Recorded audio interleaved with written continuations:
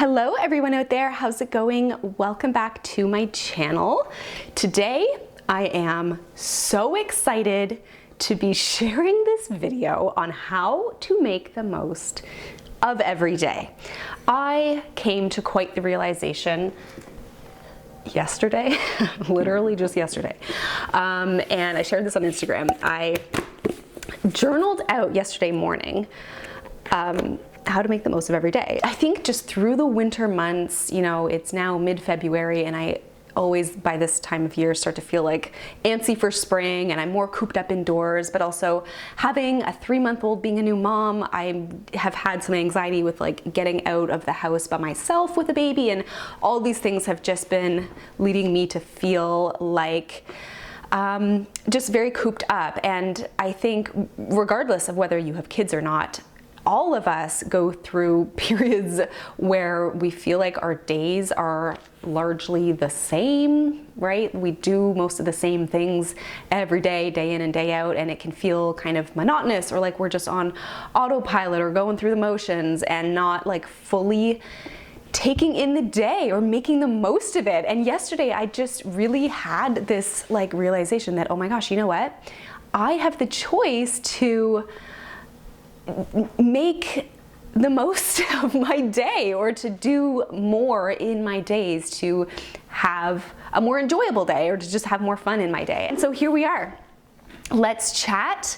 Here are, I think it's, do I have 12? I wrote them on my computer here too. 12 ways to make the most of your day, every day. Okay, let's dive in. Okay, first I wanna start with something that's maybe a little cheesy, but we're going there, we're just going there with it. And that is to remember that every day is a new day. Seriously, every day is a brand new, fresh day. And regardless of how you feel like your day is starting, whether that's like not so great or whatever, you have the choice to make it a better day or to make it as good of a day as you want. The choice is yours, which is kind of exciting if you think about it. And I know that can sometimes be easier said than done if we're feeling really low. I really love the quote by Anne of Green Gables that tomorrow is a new day with no mistakes in it. Isn't it so true? Wow, I feel really energized right now. I don't know if it's because I put cacao powder in this and there's like also green tea in it, so the caffeine level is a little up there. Number 2 is to just make sure that you're not spending so much time with your face and your head in the social media land. And it really is something that can suck you in and can take up a lot of your time, especially. Oh my gosh, it can take up so much of your time. I do think it is something we have to be mindful of, and when we are wanting to make the most of our day, I know that for myself, making sure that I am setting a couple boundaries there and not spending too much time on my phone or on my computer, scrolling, whatever it is, makes the world of a difference.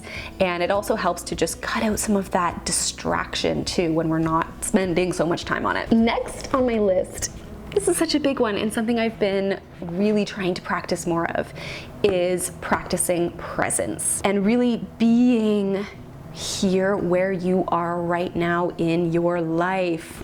What happens when we are feeling stress or anxiety or like something in our life right now is uncomfortable is we spend a lot of time either in the future or in the past. We think about times past, maybe better times, or we hope for a better day ahead. We look forward to one day when things are like this one day, and we miss out on what's happening around us right now. It's impossible to be perfectly present 24 hours a day. Definitely not the expectation here, but even if it's just a couple of minutes where you can choose to be more present and fully take in the experience of a certain task or activity that you're doing, or time with your kids. It's really just about giving your full attention to the moment, like to the task at hand, fully being there, listening, hearing, looking, taking it all in, eliminating distractions especially. Such a great way to take in the day and to make the most of it, because you're not just letting the day pass you by. Next on my list, this is a good one, and that's to do something different. how often do you do something like totally different that you haven't done in a really long time, or ever even? Again, it comes back to how our days can be largely the same day to day. We do a lot of the same things. We get up, we come downstairs, we have breakfast, we go to work, we come home, and we just feel like every day is the same. But when we do something totally different that we don't often do, when we switch up our routine, we feel like there is so much more variety in our life. Going to a coffee shop, going to an activity, a workout class or a yoga class, finding something that can switch up your day a little bit. Next, this is a huge one, and something that I did yesterday actually, is to face a fear. And I talked about this on my Instagram as well, about how funny fear can be and how much it can hold us back. It can really stop us from doing things that sometimes we really, really want to do. It makes us feel like we can't, it's too hard, we're not able to, we're not good enough, it's not safe, don't move forward. When the reality is that 9 times out of 10, it's totally fine. So if there is something that has been on your mind that's been kind of holding you back, something that you're afraid of doing, but you've been thinking, I want to do it, but I'm just have some fears. See if you can take some steps toward overcoming that fear or facing that fear a little bit. So, story time. Yesterday, my daughter is a little over 3 months old, and for the very first time, I took her out by myself, like in the car. We went out, we went to a little mom and baby group, and I was really nervous, and I realized that I had been spending pretty much since she was born feeling like I couldn't leave the house with her, like without my husband, because I felt like it was just easier if he's there, it'll be less stressful if he's around, he helps with the car seat, all the things. But I decided no, like it's forcing it, I'm feeling trapped in my own head because of it, and I'm feeling trapped in my house because I'm too fearful of going by myself, and what if she cries when I'm driving, or whatever it is. And I faced that fear yesterday. Happy to say it went perfectly well. Face the fear, it is just the confidence that comes from it is so good. Next is to look around you and to be grateful. Practice some gratitude for the things that are around you, for your surrounding, even like the trees outside, really just appreciating the things that are around you, your home, your body, even everything that your body does for you every single day, and having a sense of wonder, really. I think that we lose that sense of wonder as we get older, but also just in the busyness of life, we can just lose sight of how interesting the world around us can be, and just losing sight of even appreciating what's around us. And gratitude really can make a world of a difference in how we're feeling, because it gives us that that sense of abundance around us versus scarcity or needing more, wanting more. We feel more appreciative and we find the beauty around us. Next is to eat something ultra nourishing to start your day. And this is something that always feels good when we do that, when we make that extra effort to really feel like we're taking care of ourselves, especially first thing in the morning to start the day.